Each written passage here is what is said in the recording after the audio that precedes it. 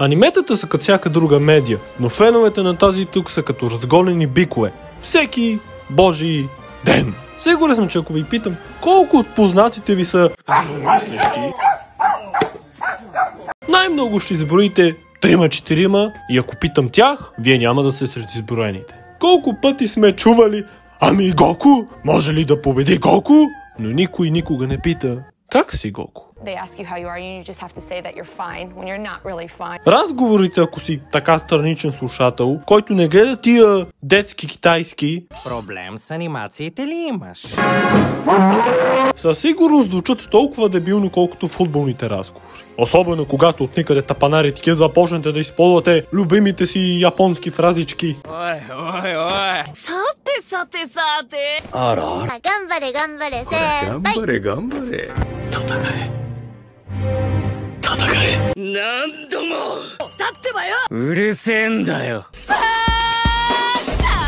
А защо ги използват? Защото си мислят, че говорят чибан японски. И защо това е малумно? Може би, защото няма как да говориш какъвто и да е език, без да му знаеш основата. И съм убеден, че основата на японският не е... Йоаймо!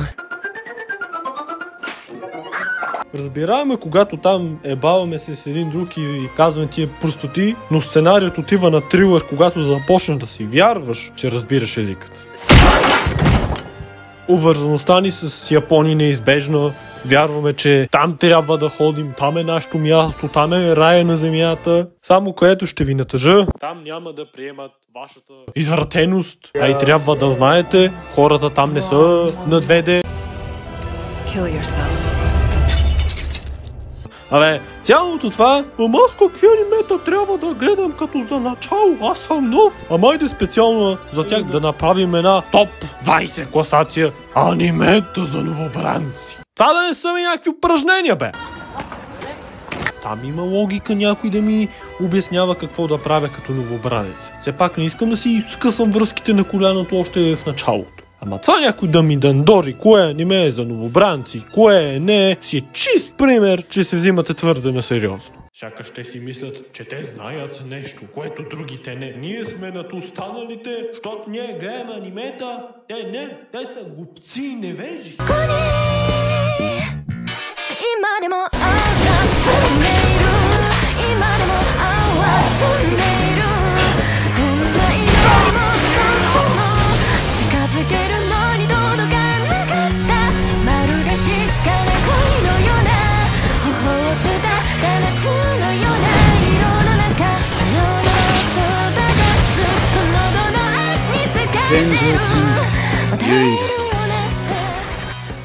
Другият синдром, че се взимате твърде на сериозно, са онези рейтинги. Оценявам това аниме 6,75,6,7, понеже на фрейм 246 от епизод 2 сезон 7 един пиксел е мърдно леко надалеко.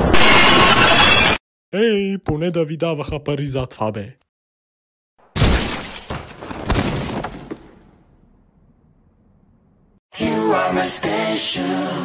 А вие колко анимета сте изгледали? Аз съм гледал 500 милиона милиарда. А ти? Гледал си само 5? Йоаймо! Фигурите. Онези фигури. Всичко започва от худитата и поначало той си го взех на пазик.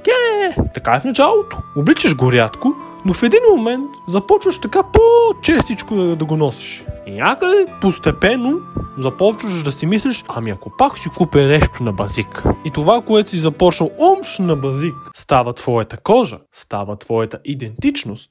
Ти ставаш с шегата, която си започнал. Бах, ти драматичния съм. Ой, Сатору! Коре, гамбаре! Годжо Сатору!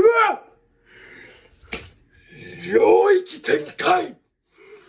Сукуман мишус!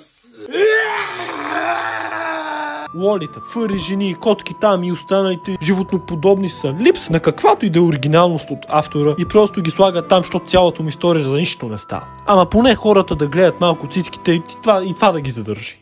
Тоест това означава ли, че ако искам детето ми да е развито като тази котешка раса, трябва просто да смеся ДНК с някоя котка, като просто я взема и я изнася? То сигурно и за това гледат поредният ечи и харем, нещо си там за Кирито, безхарактерното купалдаче, на което му се лепят 1000 курви без причина. И това нещо някак си има 50 сезона. Има, защото ей тук у главата, това дето ти под косата, няма го филтъра, дето да ти каже: абе брат, не гледай тия глупости, бе!